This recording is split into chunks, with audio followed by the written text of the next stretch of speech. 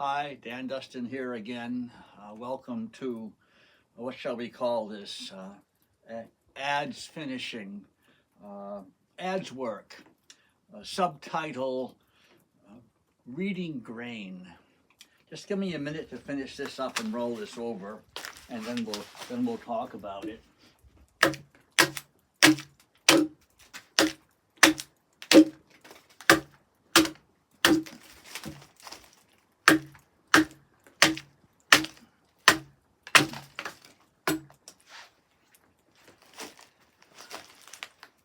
This is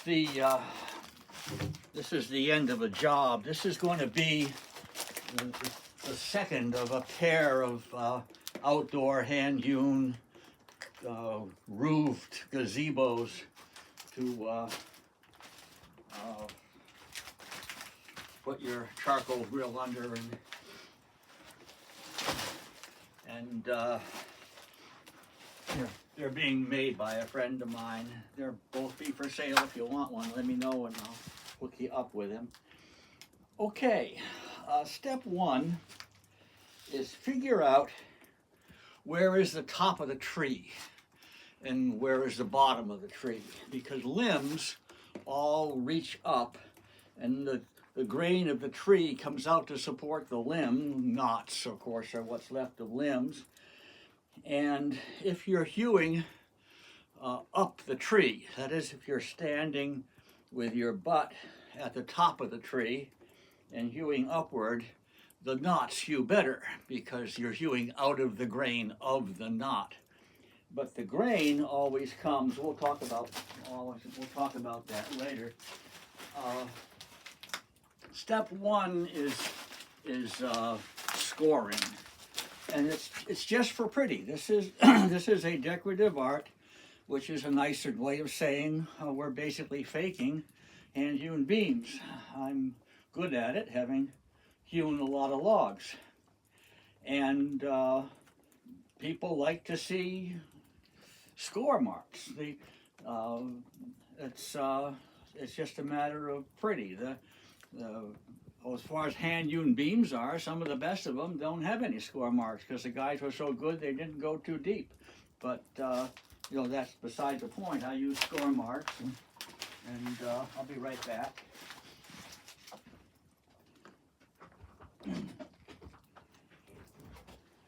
I score with an adze that's not as finely ground.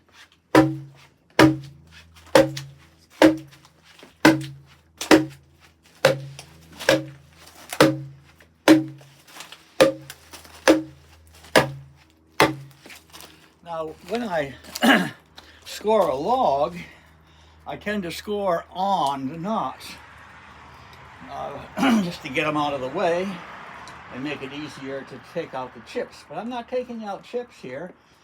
And when I do this, I score in between the knots because I want to be able to hew across the knot effectively, nicely. So I want to leave the ends of the knots alone. So that's scoring, and I finish them like this.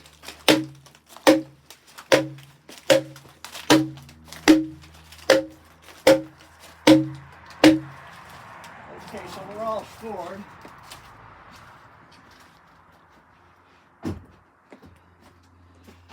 And let me tell you before we begin, this is a whole lot harder than it looks. It's amazing how difficult it is to do adze work. And the ropes, by the way, I lost my balance a few years ago to a ear infection or something. It's called viral labyrinthitis, and we won't talk about it, but the ropes allow me to climb over things and not fall down and stuff like that. So the first thing to figure out, and I should know because I've done two sides,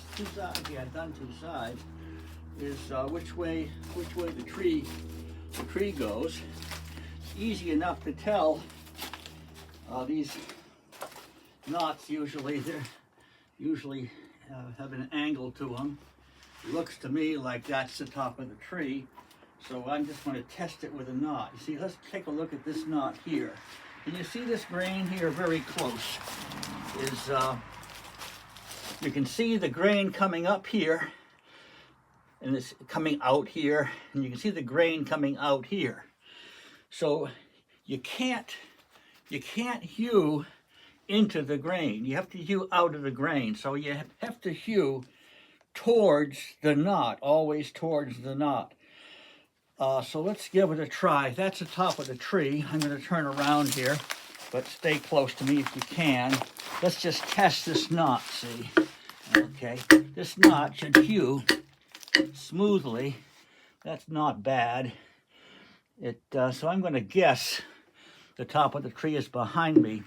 Now remember, when working, there's also the lower edge. In other words, if I were to hew beyond this knot, I would not only chip out here, I would also chip out over here.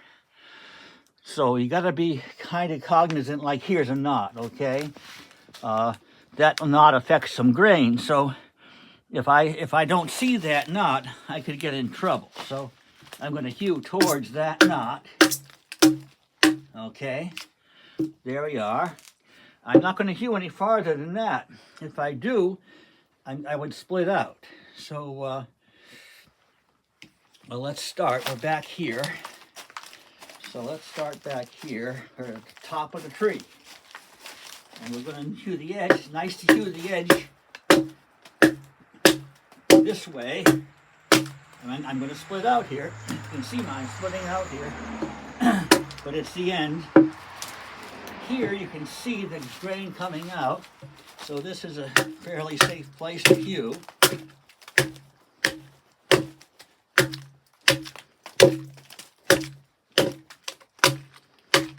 And I'm going to go down and I'm going to hew everything that wants to be hewn in this direction, including the tops of all the knots.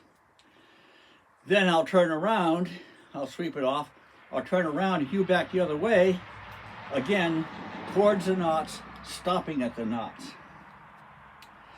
Okay, adze-wise,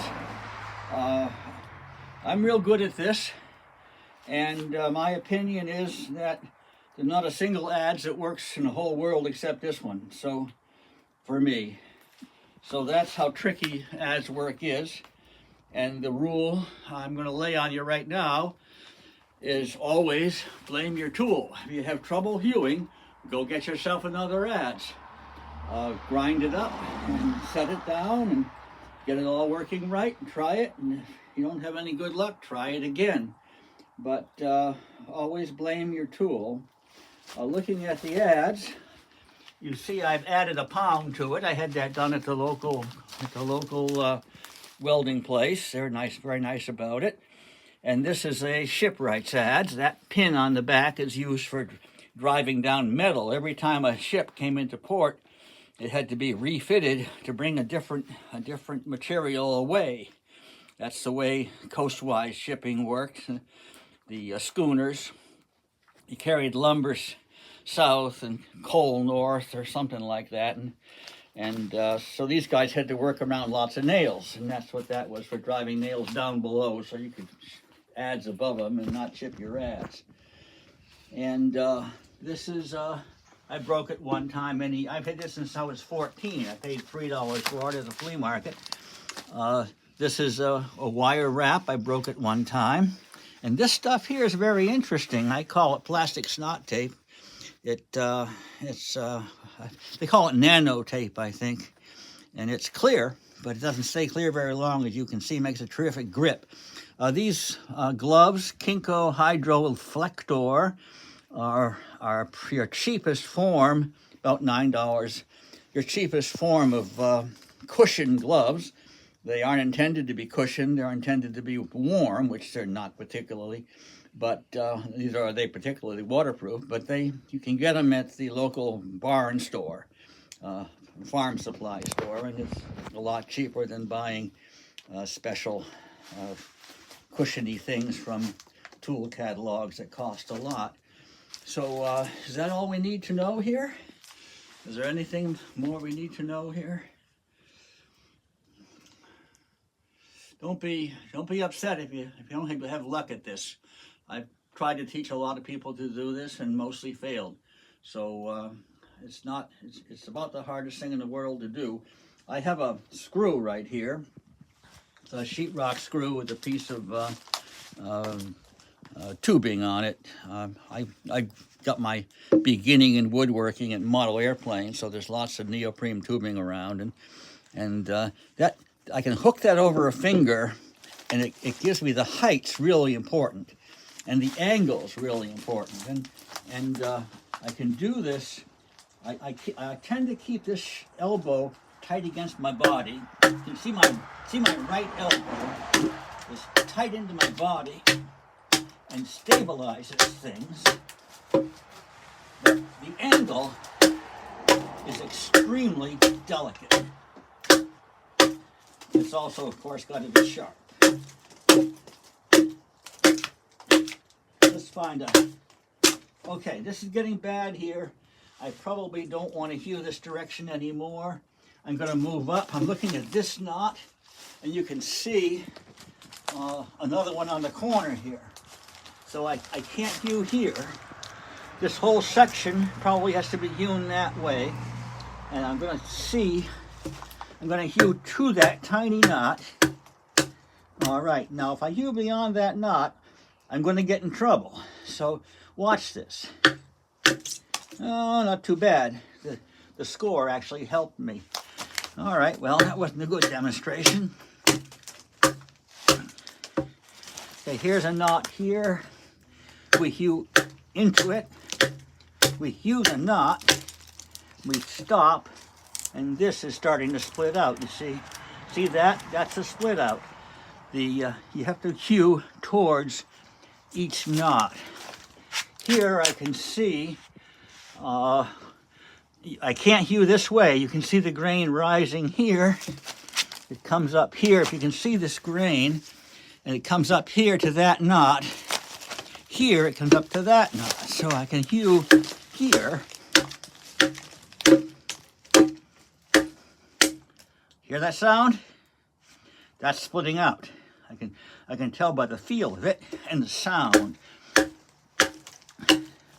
So let's get the top of this knot carefully. See, see my right hand? I'm bringing my right hand up a little bit. Okay, see how shallow I'm cutting here? If I cut down into here, I'm going to split that out. See, it's not going to be pretty.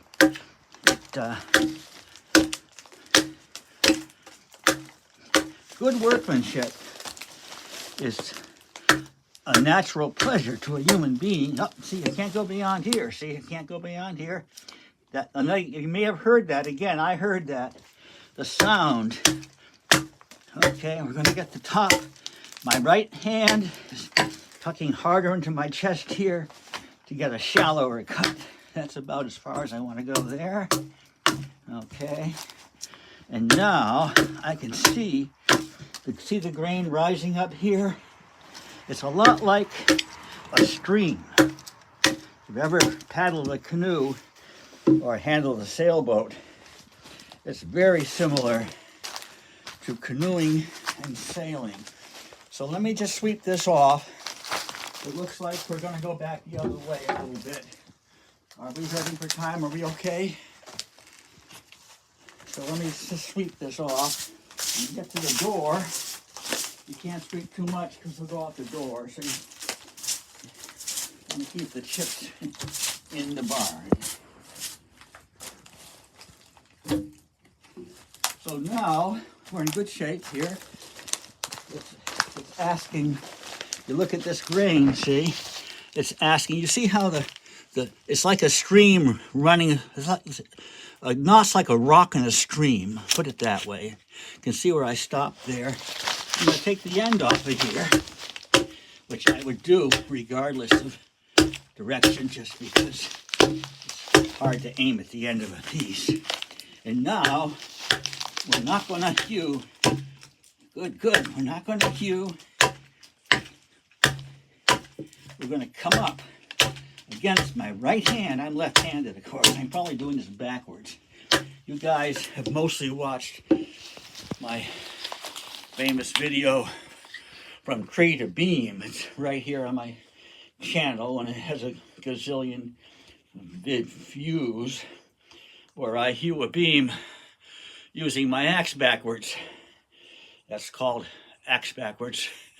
And I didn't know it until after I made the video and people told me. Actually, the guy in the video watching me told me, but I wasn't hearing him. It worked all right. Good lesson there. So that's how we do it, and we could finish this up. But